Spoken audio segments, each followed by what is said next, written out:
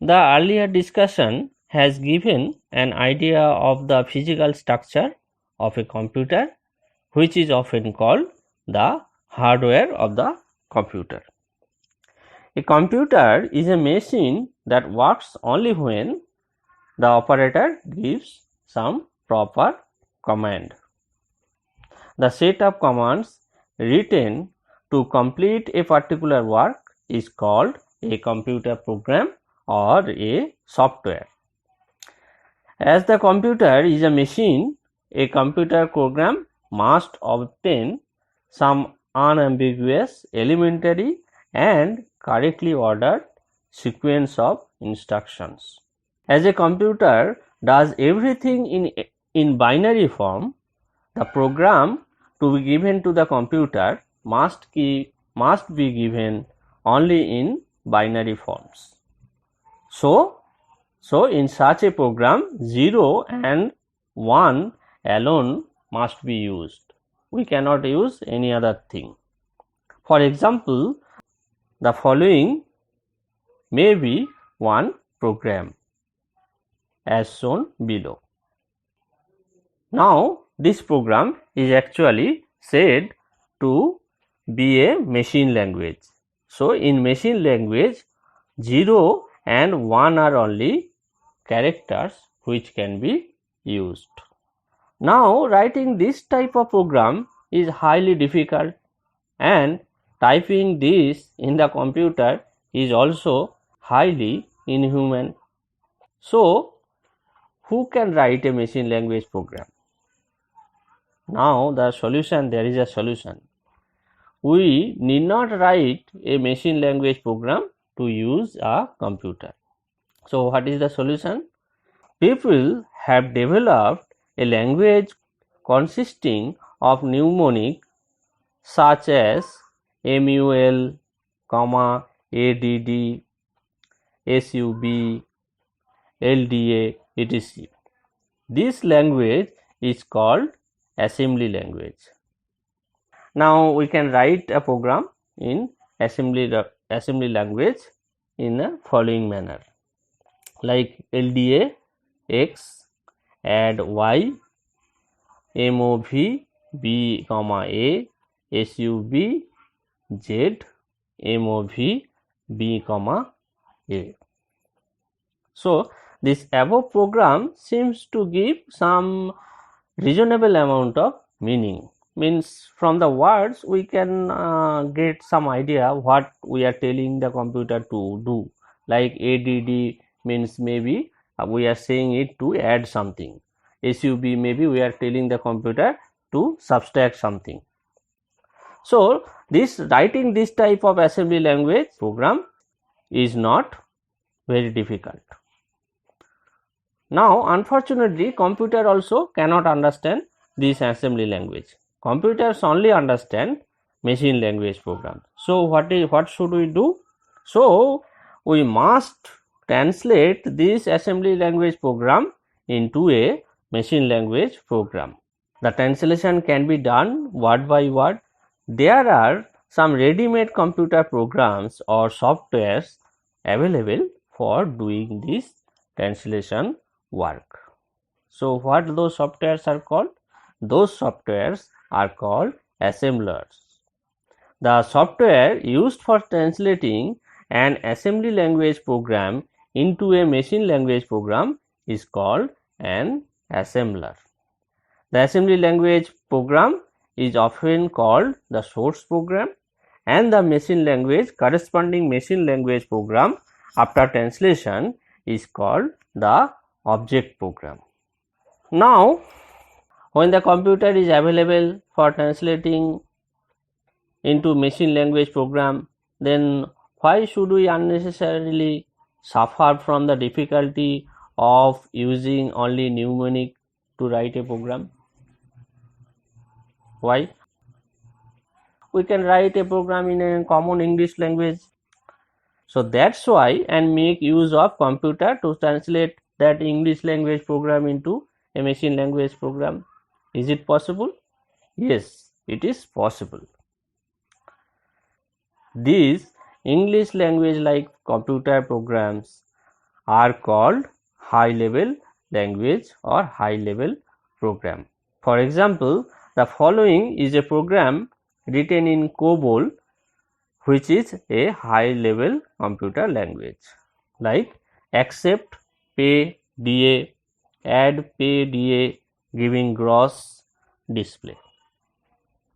It is more like our understanding form. It is better than an assembly language. So there are others. Fortran is also a high level language. Others are Basic, Pascal, C are also some popular high level programming languages.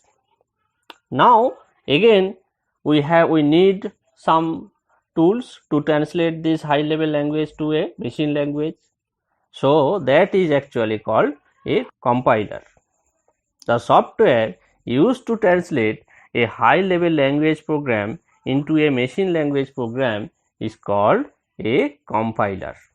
For every high level language, we must have separate compilers. A compiler that translates a Fortran program into machine language program is called Fortran compiler. Next, we will come to the topic of algorithm.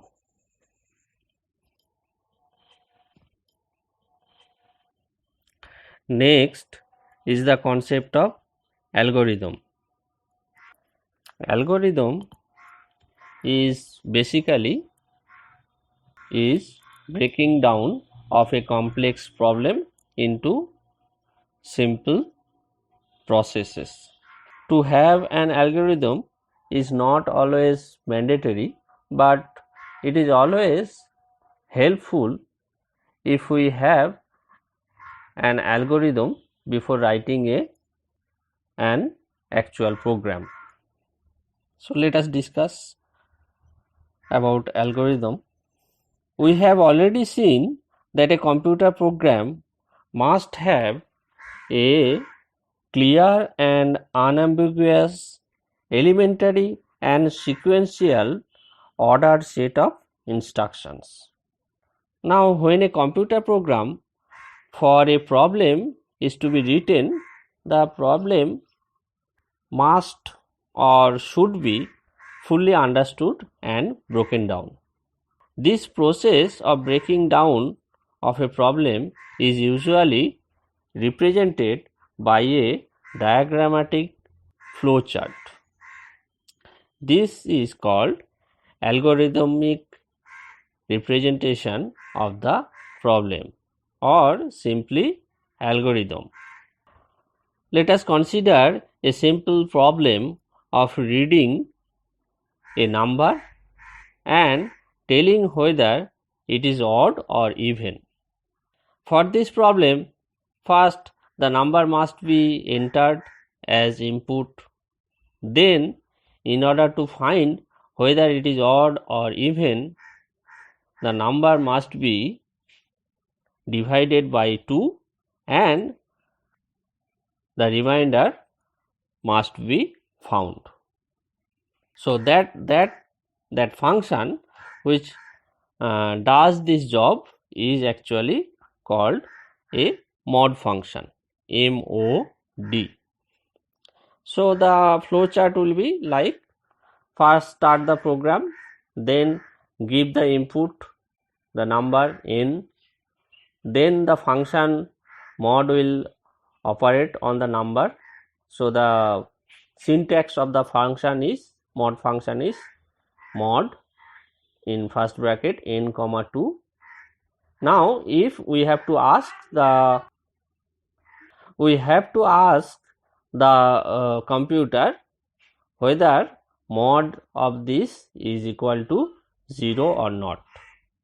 If it is 0, then we know that there is no remainder, so the number is an even number. So the program should tell the computer to print n is even, and if the result of mod is not equal to 0, then we know that the number is odd, and so we tell the computer to print that the number is odd. So the result is got, then we say ask the computer to stop going further.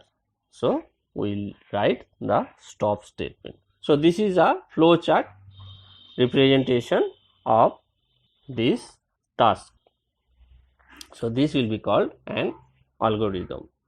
Next, there are another two algorithms. One is to find the average of three numbers. So first we have to give the input as A, B, C. Then there will be a mathematical statement, that is A plus B plus C by 3. Then average will be printed and program will be stopped. And this program is to find the smaller of two numbers. So first we have to give input A, B, the two numbers. Then the computer will find a logical and arithmetic operation whether A is less than B or A is greater than B, and accordingly the program will tell the computer to print whether A is greater or B is greater. So this is all about algorithm. So again I want to say that algorithm is not mandatory, but it is always helpful to have an algorithm before writing a program, or at least we have in our mind the broken down processes of a task. But it is always helpful to have an algorithm beforehand writing an actual program. Now, up to this, what we have discussed was common for any program. Okay, for any program, this we should have this introductory knowledge. Now let us start about discussing Fortran and learning Fortran programming.